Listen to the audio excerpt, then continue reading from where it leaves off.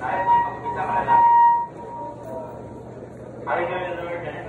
Hallelujah, Lord. Panginoon, maraming salamat po, Panginoon, sa panibagong buhay at pag-asang pinagkaluto sa amin. Nawawagasan niyo rin mo kaming kasabayan sa buong araw ng aming pag-asang buhay. Panginoon, ikaw pong manguna sa amin sa aming kalagitnaan. Kaya Lord, nasalangin namin lahat na paraman ng pagpuli, pagpakila, pangalan mo kay Jesus, sa aming Diyos, Jesus name. Amen. Kaya kahit tayo lang nilang record, umaget pa. Pero sa kabila nun, naiintindihan ko naman kayo. Dahil alam naman namin na nasa amin ang pagkukulang. Unang-una, alam ko naman na wala tayong materialis. Dapat ating manuwan, sinasampahan nyo.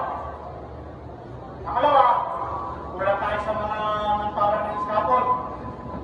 Hindi natin na susuplayan at nagagawa nyo yung isusupport na hindi dapat kayo. Kaya pasensya na kayo. Pero huwag po kayo mag-alala. Hindi naman po tumitigil ang inyong likod sa hackers course.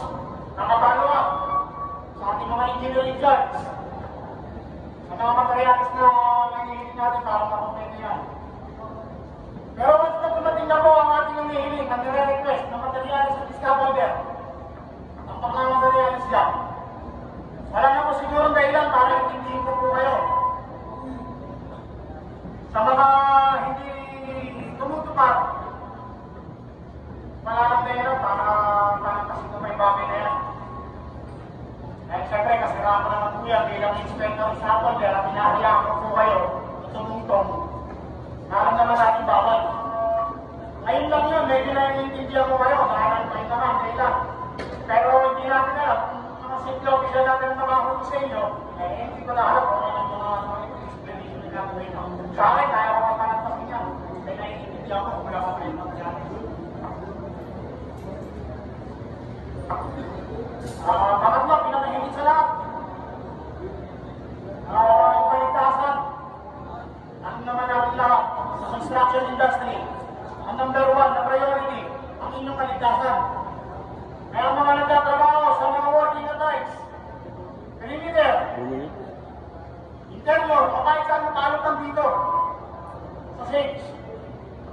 Bantayan nyo sarili nyo. Dahil luwasat, nakagdag lang yan. Baka bigla-hintayin yan, magulantang kayo, mayroon na pala kayo pagkakamali, mayroon na pala kayo accident na nagalap. Kaya pag may nakapasin kayo, ay iluminin nyo na agad para hindi na makadami ng ibang tao.